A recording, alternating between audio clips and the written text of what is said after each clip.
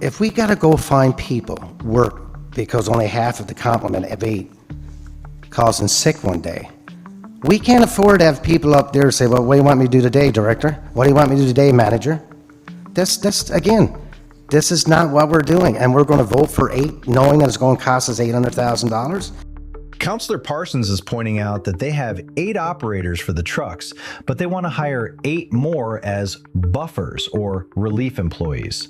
If you do the math, that's a 100% contingency for relief employees, because they are not adding any extra trucks on the routes. It's either that, or they need relief employees for the in-house operations we already had in place. We can't be a fiscally responsible municipality if we hire several employees at over $80,000 per year and don't have something for them to do every day. But this is Steve's reaction. Why is Steve uncertain? Well, the error on necessary employees was 100%. They were told 8, now they're told 8 more. But let's hear how Phelan describes coming up with the number now. The addition of the 8 people was the number that we figured that we needed to put 8 people in those seats every day to make sure that we have enough people to put out there. And that's where our error was, picking the number 8 first. And you know, why is it 8, not 16? Why is it 8, not 4? 8's the number that we need. What I heard was 8 is the number that we need, but not why. That answer shows a lack of preparation, as is the concern Councillor Parsons continually emphasizes. There was a cost to guessing at the original 8, and there will be costs of guessing at the next 8. I'm trying to understand, what will we do with the other 8 who were hired to pick up garbage? Are we gonna put them somewhere else in the department, or are they still gonna be picking up garbage? I'm trying to understand that. Okay, thank you, Councillor. Parsons was looking at 2 different things. The previous one was basically, if we hire 8 more to cover employees unable to work, what do we give them to do when they aren't needed for that role? However, he also asked what would happen with the previously hired employees if they went back to contracted services. Would recognize Director Phelan. Thanks very much, Mr. Mayor. To the councillor, we would expect to still hold on to those employees, and we haven't looked at what areas that we could look at for different contracted routes if we went that way. So the answer seems to be, just keep them. In this case, I don't think he's prepared to elaborate because he never really entered the meeting with any other expectation than to have council approve the new 8 hires, a request that was granted by all but 4 councillors. Now, there might have been more here than just the willy-nilly idea of keeping them on and figuring it out later. There was a possible approach that would have involved keeping the 8 to work 1 or 2 of the 3 former county collection areas and have the contractors pick up the rest. But the financial info provided did not explore it, and councillors didn't fight for it. Although not articulated well, Phelan might have been attempting to describe something similar with this short response. However, other councillors were also picking up on the uncertainty around the number of employees necessary.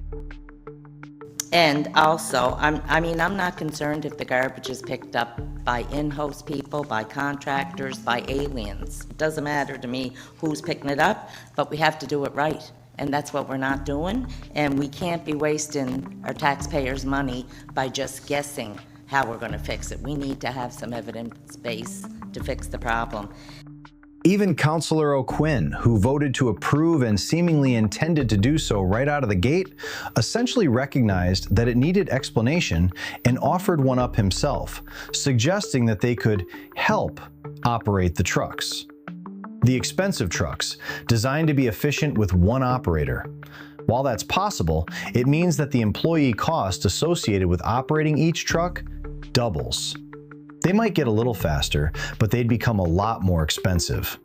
Just finding a place for an employee that doesn't have an active daily job is going to be expensive, and it's why getting the actual number of relief employees required right was so important. The one thing I heard today, you said the 8 new workers, you'll find something for them to do. I think that's a poor choice of words. I know that's not the case. I mean, I would hope that they would be on the trucks with the one driver trucks, there'd be someone on that truck helping them. I hope that, maybe just explain that a little bit better for me so we get a better feel of what these guys would be doing. This leads to an interesting situation where Manager Milley stands right in front of Director John Phelan and decides that he can better clarify what John meant than John himself. As John watches someone else explain what he meant, Milley proceeds to essentially say the same thing. So not to jump in on what John had already said, and I think that what he had meant was if we go for a full contracted route, those resources will be absorbed into our public works realm, which incorporates all three public works divisions, solid waste and/or transit. Would they be exclusively working on garbage trucks every day? Well, depending, not necessarily. Not necessarily? That's kind of important because, I mean, The original Yeah. hire was specifically for garbage, as you know. Yeah. So it would depend, I guess. It would depend on the need and the requirement at the time. Milley probably didn't understand what Phelan meant. I believe Phelan was speaking about sharing the routes, keeping the 8 on 1 or 2 of 3 zones, and contractors taking over the remaining. Milley describes having the contractors take over all 3 zones again. Then it poses the question of what to do with the 8 employees already hired at over $80,000 a year. But as he finishes up, his conclusion is similar. Absorb them into public works somewhere. In fairness, during the meeting, the CAO clarified that Public Works has many openings during the year that would allow them to be absorbed. However, from my perspective, we're not supposed to create jobs because we have an employee we need to put somewhere. We're supposed to hire employees when we have a position that needs to be filled.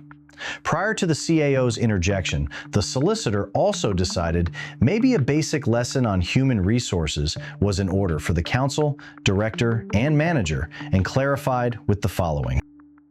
There seems to be a lot of concern about the 8 employees and how they may or may not fit in. There is a collective agreement in place, and let's just say a month or 2 months down the road from now, we decide, for whatever reason, that we only need 14 or we only need 13. We do have the right to lay employees off. We don't want to, but that is an option. So you're not stuck with these 8 employees for perpetuity or... He was right, and based on discussion, it seemed like it was necessary to state the obvious. However, some councillors clued in that instead of just figuring out how to get rid of employees already hired or finding someplace to put them, another option was to actually figure out how many were actually needed and expand the team more carefully. I want to know is, I even talked to Gillespie a little while ago. We said 8 people. We said 4. We said 18. 16. Can we go for 6 and 6 months? Why not consider hiring 4, which is $350,000 in savings versus the 8 at $700,000, and then after review, whether it's a week, a month, or 6 months, the director can come back to council and say, you know, we're still not where we want to be, and I'm putting on the table to hire 2 more. But you got to have something for them to drive, number 1, and not find work for them, number 2. Let's be honest here. We're talking major dollars that we don't have. That seems practical to me, although they also should have been able to figure out the appropriate number of relief employees, possibly 25 to 30% of the full staff complement. However, if they are a team making 100% errors, it's prudent to start in smaller allocations. Heck, start with 2 hires and build from there. However, Milley makes a statement that gives pause. Perhaps the hiring was never really focused only on the 8 new operators that were hired for the former county routes. We currently have 18 personnel with 2 working foremen. At the current time, our working foremen are actually driving collection trucks, which is not the norm for us. So 2 of those 8 positions are specifically for that, is to replace those 2 guys on the trucks so that we can have them better manage our field operations.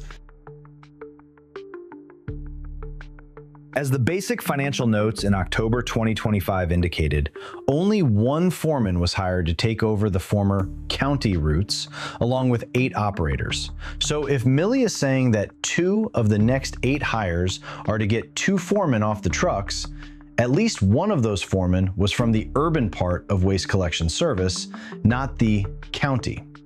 And what this might indicate is that maybe 8 is not the number because they need 8 relief employees for their current 8 operators, but they actually need relief employees across the entire waste collection fleet.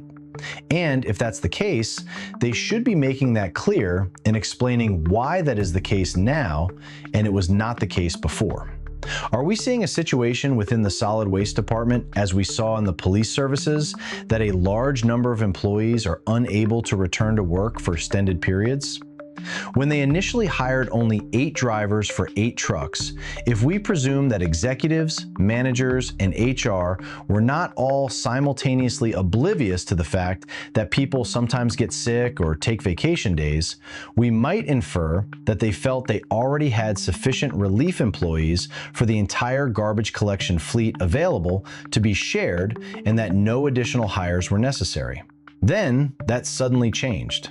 I suspect councillors may actually discover a great deal of additional information in one of those in-camera private meetings if they decided to dig a little deeper and figure out some of the idiosyncrasies that are occurring in these meetings.